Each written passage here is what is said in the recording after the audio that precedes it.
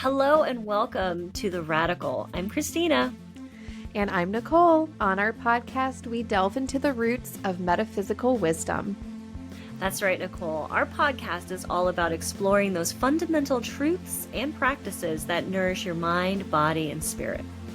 Yes, Christina, we want to make metaphysical concepts easy to understand and accessible, especially for those who don't have a ton of time to do all the research.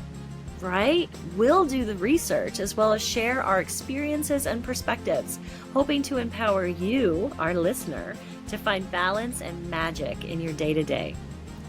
Inspired by the essence of the word radical, proceeding from the root, let's explore the roots of well-being and self-healing together. This is The Radical with Christina and Nicole, two metaphysical girls in the material world.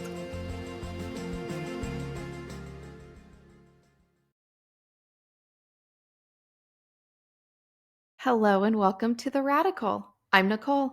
Hello, everybody. This is Christina. Today we're having a conversation about the results of our 30-day affirmation challenge. This is our first results podcast, our first results episode. I haven't shared too much with Christina, and she has not shared too much with me either. So I think we're going to maybe surprise each other. Oh, yeah, I think so. During this too. So this will be fun.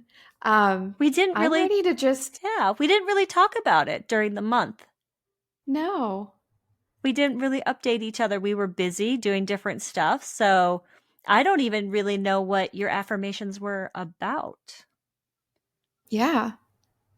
So I'm excited. I say we just dive right in. And Christina, I think, is going to start off. Okay, first, let's talk about the dates. Okay, the dates. This is 12 April to 12 May, full moon to full moon. I'm going to start with some of the things that happened to me in that time frame. So on April 18th, this was really, really surprising and unexpected. My sweet, beloved dog died. My Mila dog, my female, beautiful rescue. We had her for about 10 years. We didn't really know how old she was, but it was unexpected. And we were crushed. I was crushed. Besides the fact of missing her, the realization of how much you think about them, our pets, our animals, when I wake up in the morning and I open the door to let her out. Before I go to bed, I give her a final peep. Like all day, every day, we're sprinkled in thoughts about her, and it was a lot to process. And as a family, we're all still processing it. That was a big deal during this 30 days for me. It was a lot. Okay. Yeah, that's a big gut punch at the very beginning. Like right out of the gates. Boom. Yeah. And then about the 24th of April, I had an issue with my right hip flexor. And it affected my ability to walk normally. And this was another very difficult situation. Walking is a huge part of my day. Just to put it, it's a part of my mental health. It's a part of my physical health. It's a part of my routine. You know, I do this for 3 hours and then I go for a walk. And then I come back and I do this for a period of time and then I go for a walk. It's a way that I schedule my day. And the hip flexor issue was so that my gait wasn't normal. And that is a very difficult thing to deal with, because then you have to decide how much you're going to walk, if you should be walking, new ways to rest. How am I going to stretch this out? How am I going to bring down inflammation? Exactly what does it feel like? So I was doing that for about 2 weeks of that was my whole preoccupation during a large period of time. and I made my world feel really small. I got very hyper focused on like just me, myself, and I there for a while. But a highlight of that was, and I know you and I talked about this because I talked about how I wanted to rest when I was doing things. I would lay flat, which is not something I normally do. I normally sit on the floor or I sit on my couch when I'm watching, reading, and listening. And I got into the habit of laying flat because I didn't think I felt like that was the best thing for my hip flexor. And I'm happy to report I still feel sensation in it when I walk. And it's not enough to be pain, but it's not enough to be pain free. It's like that little tiny awareness, right? That I think might be just a part of everything. But, and then May 5th, my right knee. So to go with the hip flexor, because I was changing my gait, I was changing the way I walked, my right knee became very irritated and unhappy. And the amount of pain that was in my knee, I felt like it was actually like it actually got hit or hurt or some kind of trauma. It was so incredibly painful. It was out of this world. But that was for about 2 or 3 days. And again, I'm happy to report I kept it neutral. I kept putting my oils on it, and I cut back on my walking, and I did all the things you're supposed to do.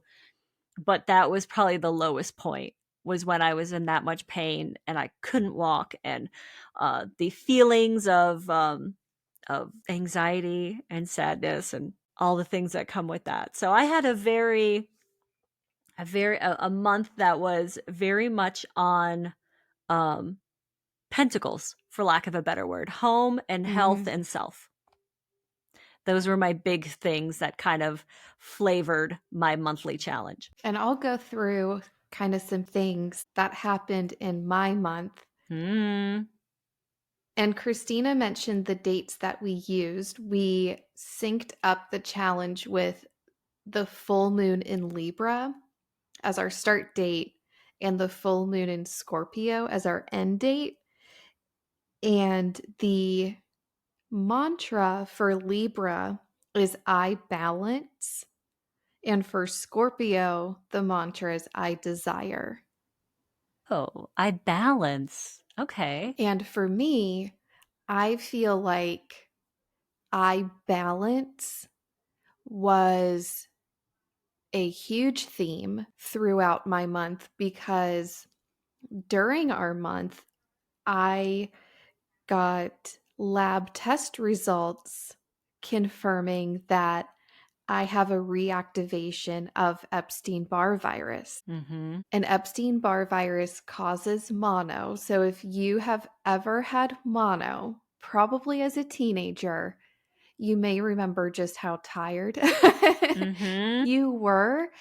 And this month for me has been a very deep examination of my desire, right? This like deeply embedded desire to achieve and do and complete things, sort of these yang energies, and how those tend to override what the yin parts of me are asking for. So that was a really big aspect of this month for me. And a lot of my affirmations were about listening to my body, tuning in, slowing down, and letting myself honor what my body was asking for, which is very much the yin essence. Mm-hmm. But it was really interesting to watch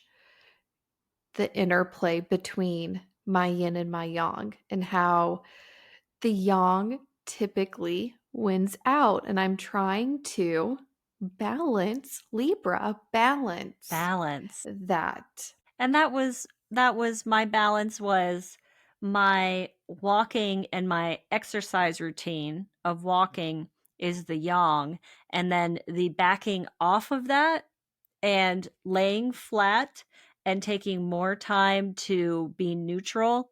It's neutral to is yin.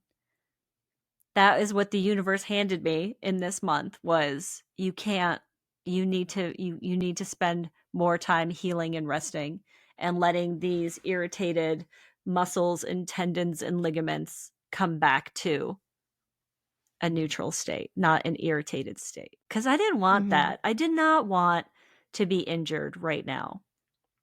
I don't want that anymore in my life. I don't want that. So, that was I was so resistant to it because I was like, I don't want this right now. Mm-hmm. Then the universe is like, you got to figure out how to balance it. Yes.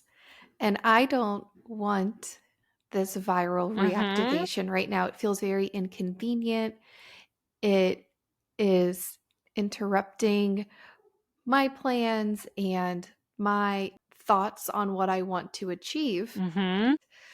But I know if I do not listen, I'm going to make it worse and I'm going Yeah. to prolong it. Yeah. So it's like this forced respite. It's see, now that we're reflecting back on it, I'm like, "Oh, yep, balance." Okay, so I had 4 affirmations. 4 sentences. I said them at night when I was in bed, getting ready to go to bed.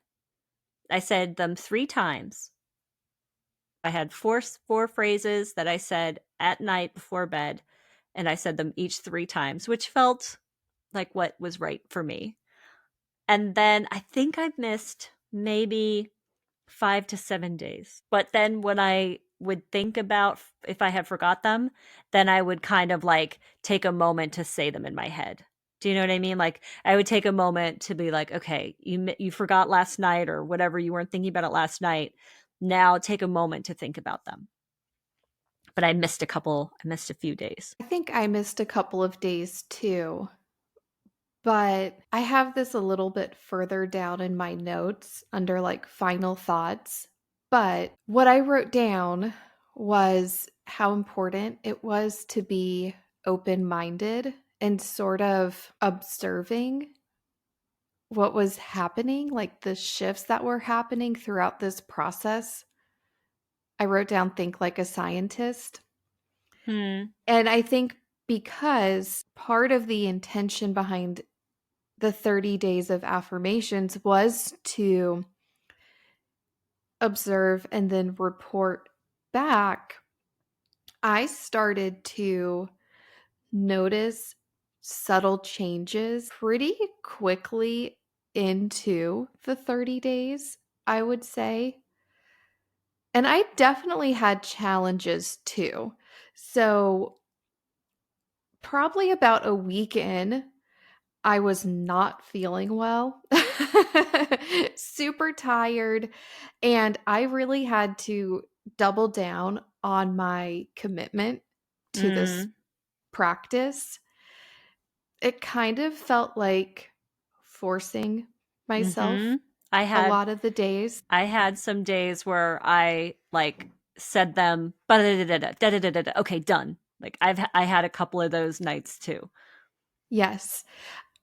A lot of the days where it felt like I just needed to do it, I was just reading them. Mhm. I didn't feel like emotionally connected to them. It wasn't really like I was reading them from my heart. It was just I am reading these to check off the box, Mhm. as we say. Yep. Around the 10-day point though, so about a third of the way through, I noticed that my awareness on the topics of the affirmations was increasing, and I was able to better recognize when I was being negative. And I was like, ooh, that's not what I want to be saying right now. So I was able to take those negative talk tracks and interrupt them, which is sort of like we've talked about neuroplasticity before, but that's a key step before your thoughts change and become more in line with your Mhm. affirmations. You need to start interrupting Yeah. the old thought processes that happen. So that happened for me around the 10-day point. But it took having a solid commitment and doing it even when I didn't want to, Yeah. even if it was half-hearted. Yeah. Yeah. It's I learned a lot about myself as well on top of everything else throughout this. My affirmations were about I would say fostering a closer connection to my home. And the way that I had things phrased was about the energy in my home, about my home being a place of security, and about like the ownership of my home. And I'm going to talk about specifically what my struggles are in a little bit. It's a little bit further down my list. But the way that I had things phrased, it was not a lot about what I was doing. It was about like statements about like they were almost like factual statements. If that makes sense. And then I actually love my home. I am grateful for my home every day. The location of it, the neighborhoods, walking. I live in a walker's paradise where I live. And it's exactly what I need right now.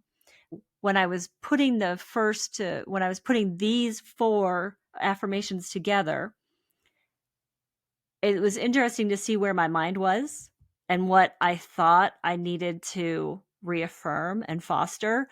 And now that I've been through the 30 days of expressing that gratitude, thinking about the security, thinking about the energy in the home being reciprocal, what the attention and the love you put into it, the home gives back to you, that I'm like, okay, that isn't really what I need to work on.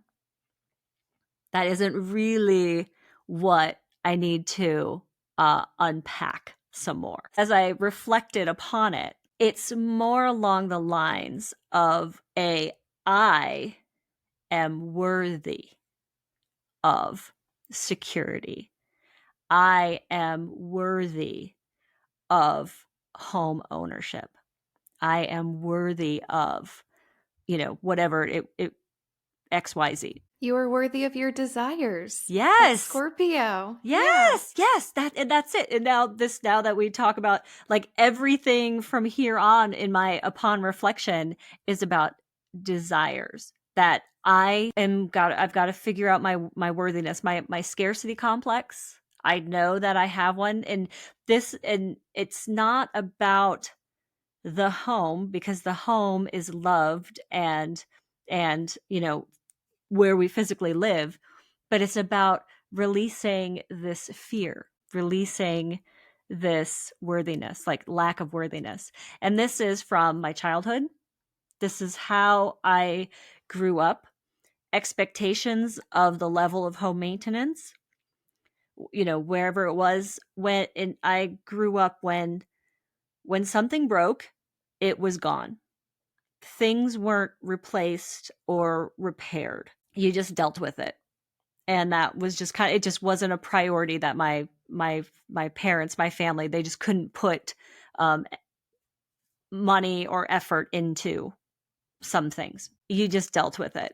But then I was in the military for 20 years, and military life reinforced this. I lived in a lot of not nice places, various levels of things functioning and not functioning, lots of levels of things being very unattractive to look at and very unappealing to live in.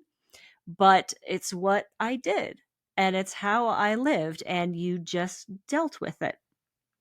That it was not anybody's priority to put money into the facilities, some of the facilities I lived in, some of the buildings, the barracks that I lived in.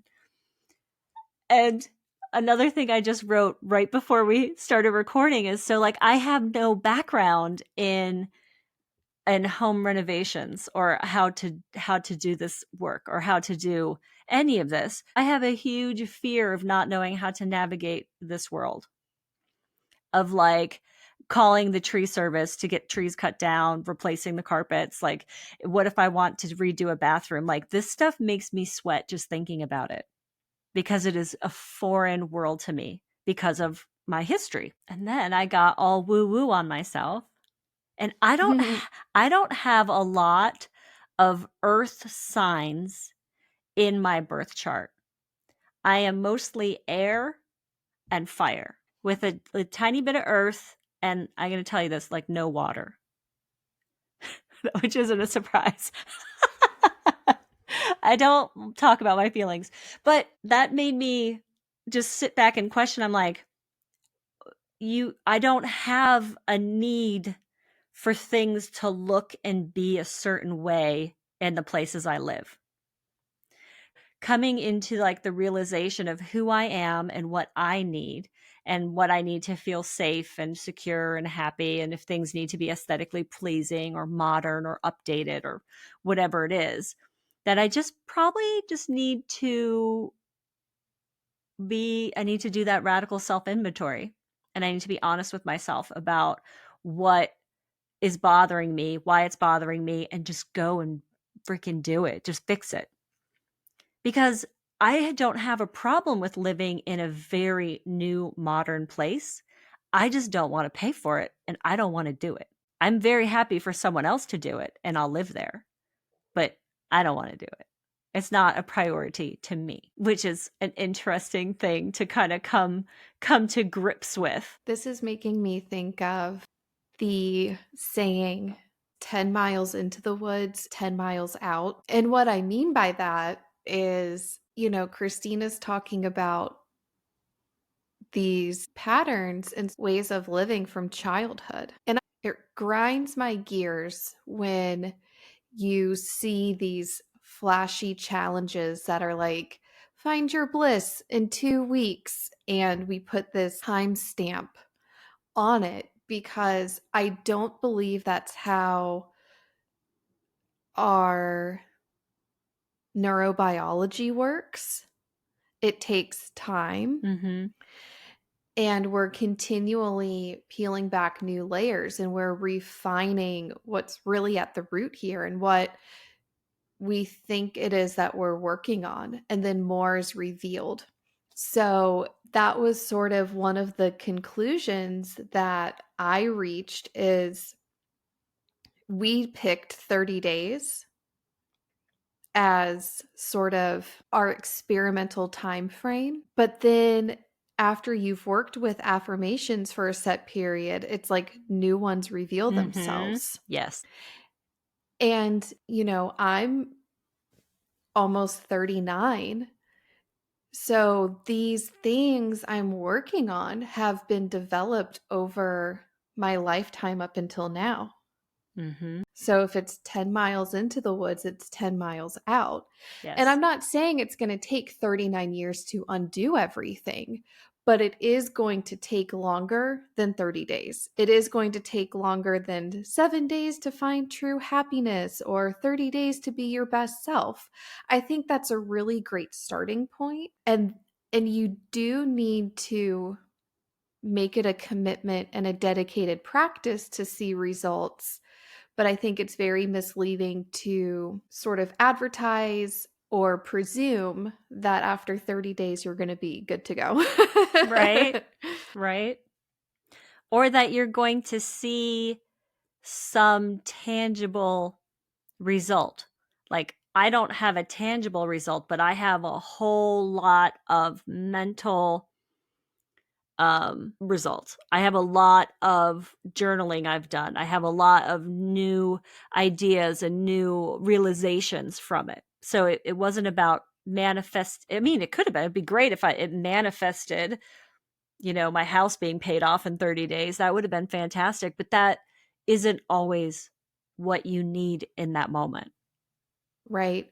And it could be the subtle type changes, like your capacity to catch and notice a negative thought or a Mm-hmm. thought that you're trying to replace with an affirmation.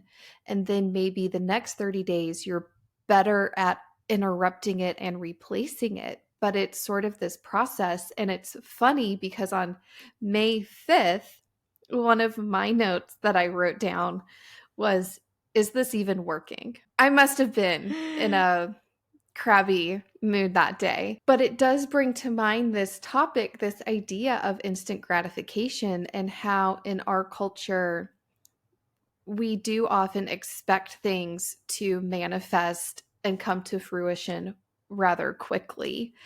And I remember this day feeling frustrated. Why am I even doing this? I'm not seeing the results.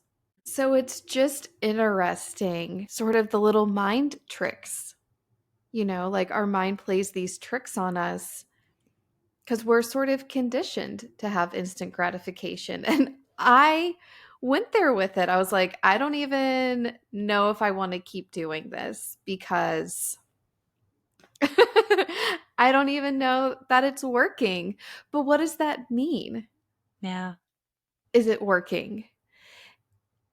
Oh, I'm expecting something that is kind of unrealistic. And what I wrote down a couple days later was I trust and believe it is happening for me, and my affirmations are working behind the scenes, Mm-hmm. even when I can't see or feel them working.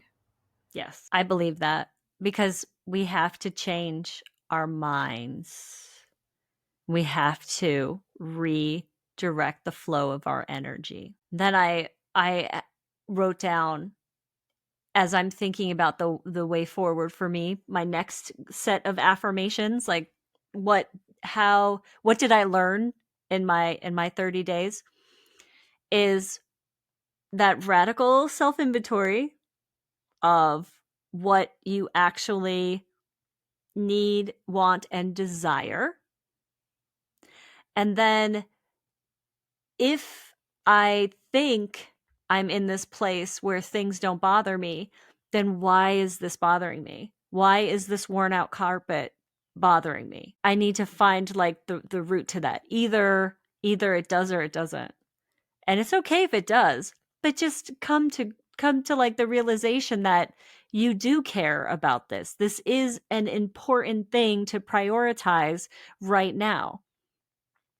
Cuz I'll spend my money without hesitation on travel. With I'm a good saver, I'm not a great spender unless it's travel. But also I bought my minivan. I had no problem with that. I just spent money on my Invisalign. So I'll spend money on travel and self improvement. It isn't just spending money, because I'll do it. What is it? And what it could come down to is like the things with the home are often tied to debt. Unless you have some money saved, the amount of money I need to spend on things in the home is more than I have. I would have to come in through a different way of financing or using some kind of like home equity line of credit. Why do I care so much about debt? It's a part of life. It's manageable. Indebtedness is not a sign of worthiness or not worthiness. It's not about being good or bad. I have never judged anybody based on their debt, either the presence of debt or lack of presence or debt. And why would I know that anyway? But do you know what I'm saying? Like it doesn't hurt me. It doesn't affect my daily life to be in debt. And I'm not buying another house. I'm not saving for college. I don't have, like I'm retired military. So, like, the things that I need are covered. You just pay it off. Why am I giving this fear power over me? And why am I going to be bothered every day about a worn out carpet?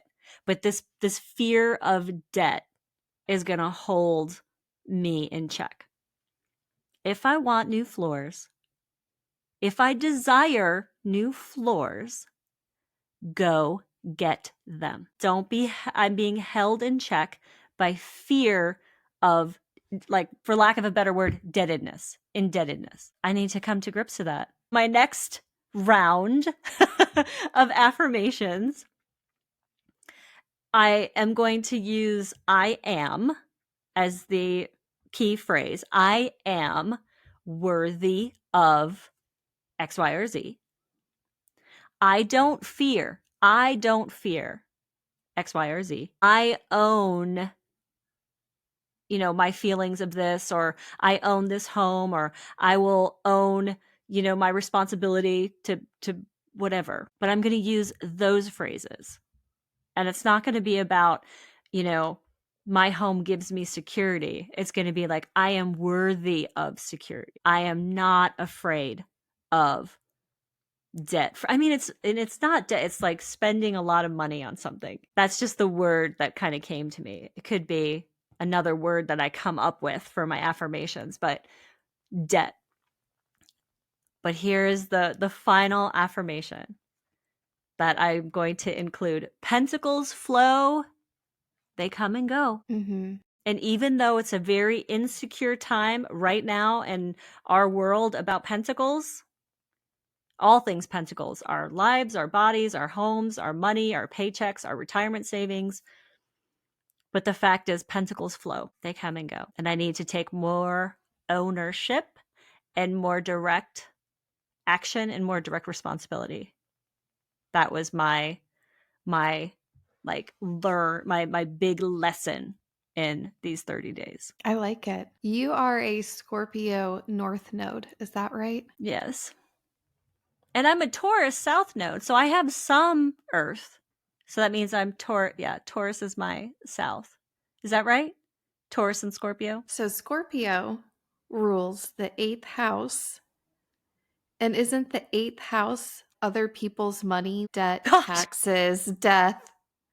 it is. It is. And you know how And it's a water and sign. you know how I am with all of those things, that is to me debt lumped into that swimming pool that I don't want to go into, along with my deep, dark feelings, along with vulnerability. That money insecurity is right in there with it. Scarcity Yeah. resource is right in there with it. Yes. Yes. And that's your North Node. So you, This is my journey.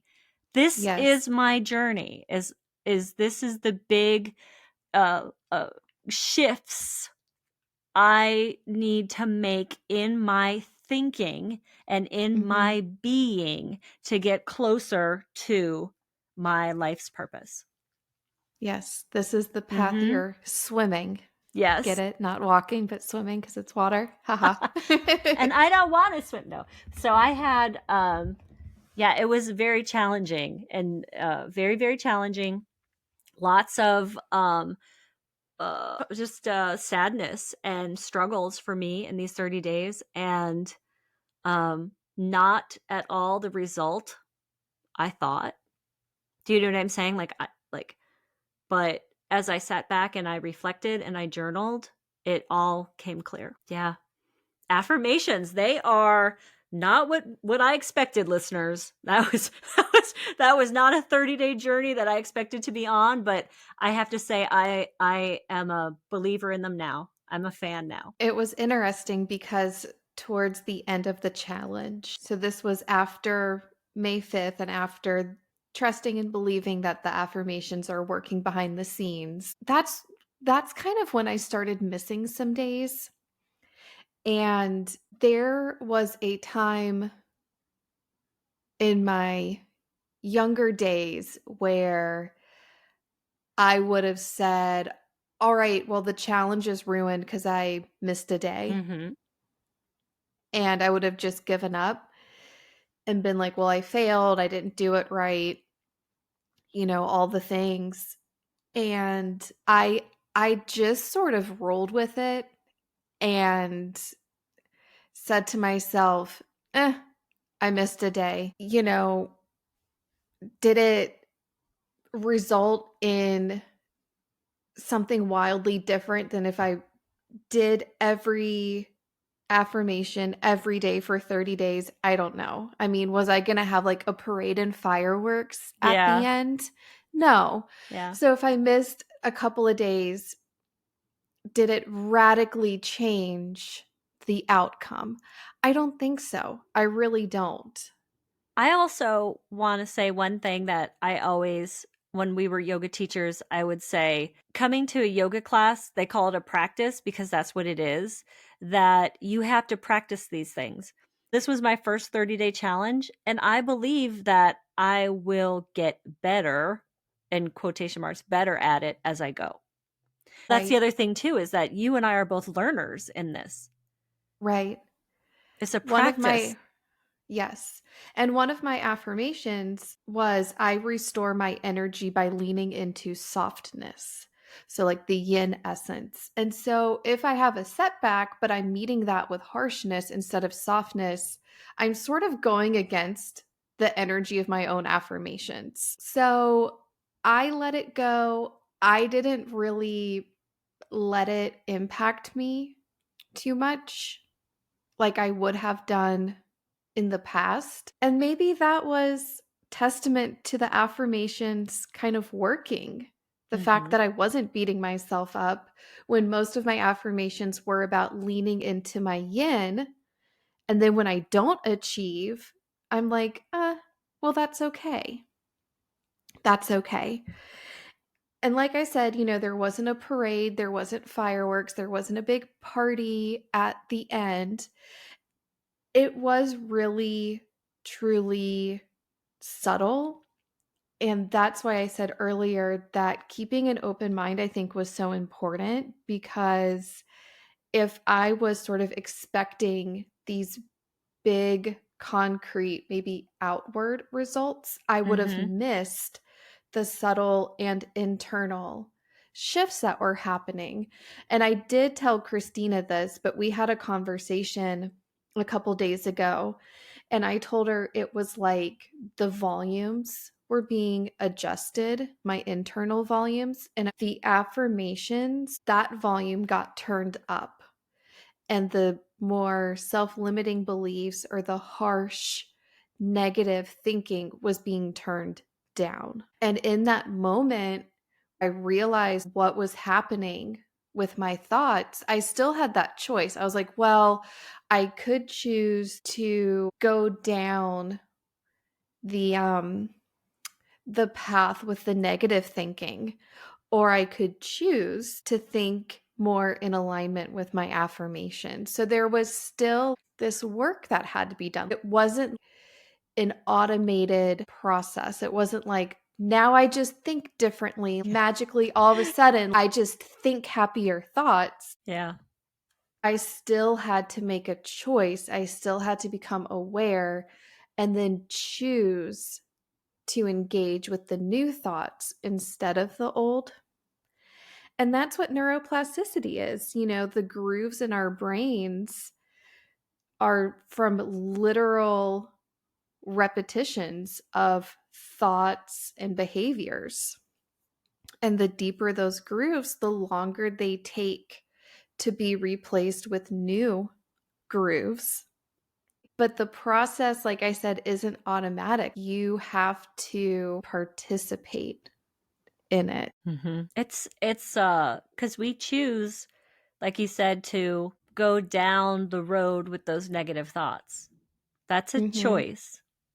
We do have to recognize it, stop it, and then replace it. The negative thought. Recognize the negative thought, stop the negative thought, and then replace the negative thought. We have to make that choice and we have to do that work in quotation Mm-hmm. marks. And it's like, I'm thinking about the plant metaphor. If we want the new ways of thinking and being to take root, it's like the affirmations are the fertilizer. And then when we become aware of this fork in the road, and I could think negatively or positively to just really oversimplify, well, which one do I want to water? Which plant do I want to water? And I think affirmations are the fertilizer that make it easier to grow and water the new plant. Yeah. We will probably continue to talk about various affirmation challenges or affirmation journeys. That's a better word that we might be that I know I'll be taking in the future. I'm sure you're going to.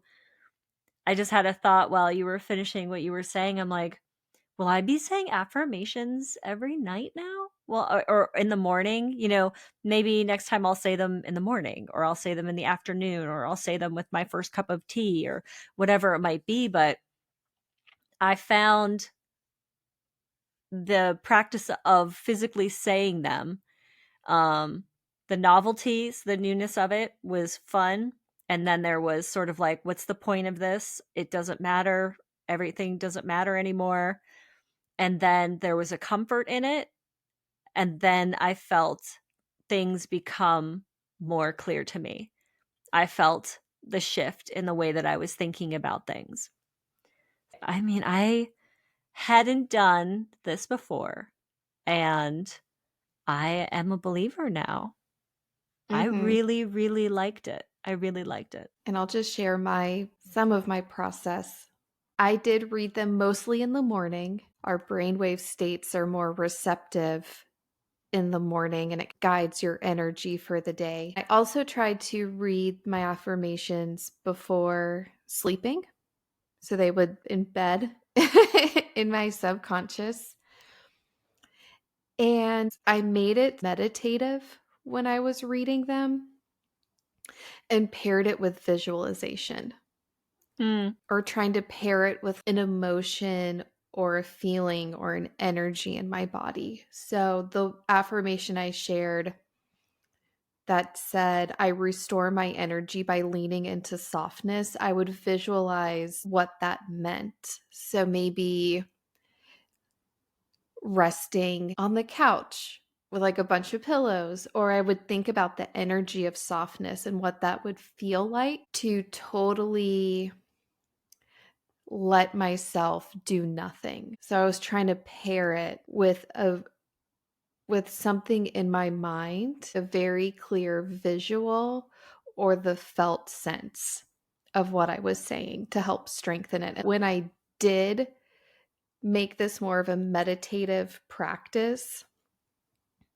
I could feel that it was supercharged and really powerful. I'm with Christina. I'm a believer. I think they work. I just don't think they work the way maybe they're presented in pop culture. yeah. Yeah, I think it's a practice. It's a like you Mhm. practice your yoga asana just like you practice your meditation, just like you we practice these things. It's Mhm. evolving and it grows. Are you ready for the messages? Messages from the universe. Yes. Yes. All right.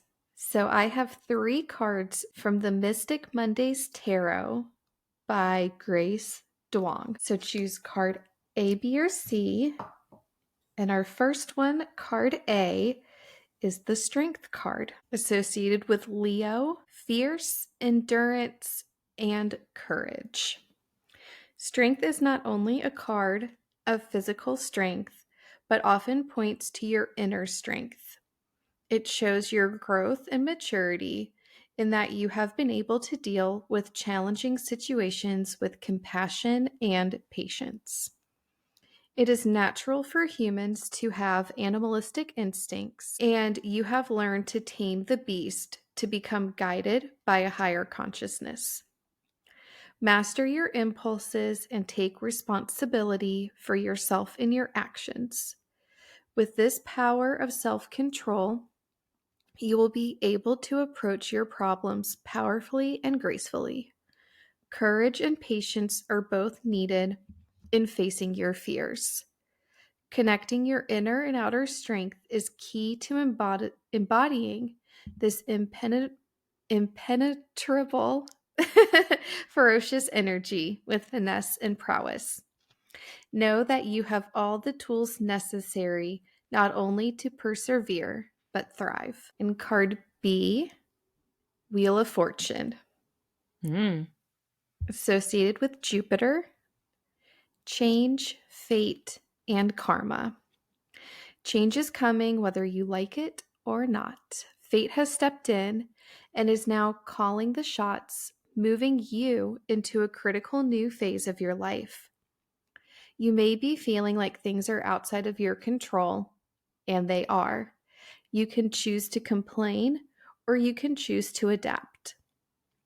There is comfort in uncertainty, even if the unknown feels intimidating.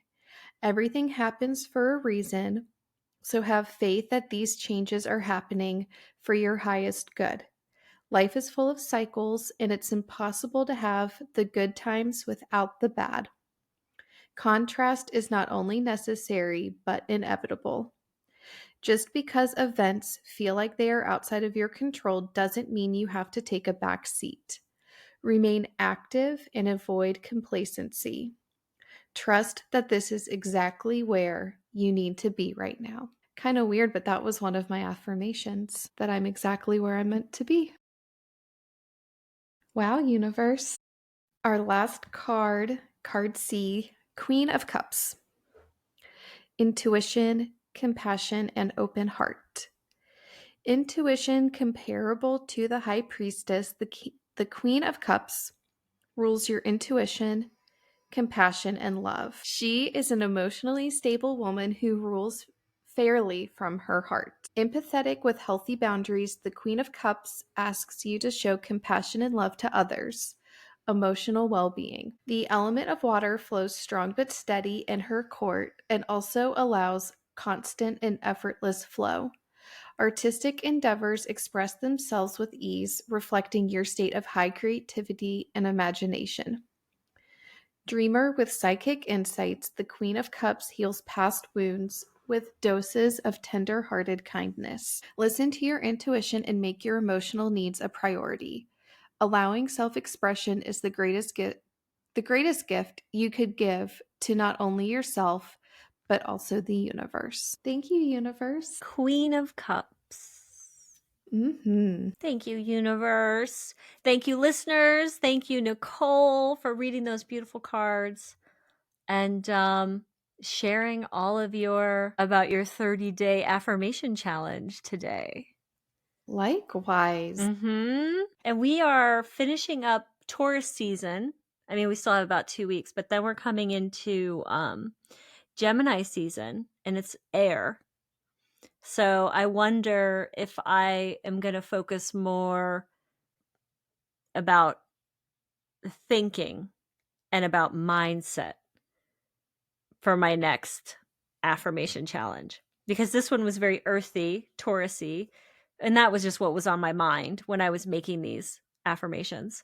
But what's on my mind going forward is my mind and my thoughts and what I'm thinking and how I'm thinking it. If we stick with the full moon cycle, this 30 days will begin with Scorpio, I desire, and then the full moon at the end of the cycle will be Sagittarius, and the mantra is I see. Next week, we are back and we are doing our first book club, as we're calling it for now. You know how we used to have cliff notes in school? We could call it the book Radical Notes. I like the radical notes, and the book is The 7 Spiritual Laws of Success. Until then, thank you, listeners. We love you. Take care. Be good to each other. Bye. Bye.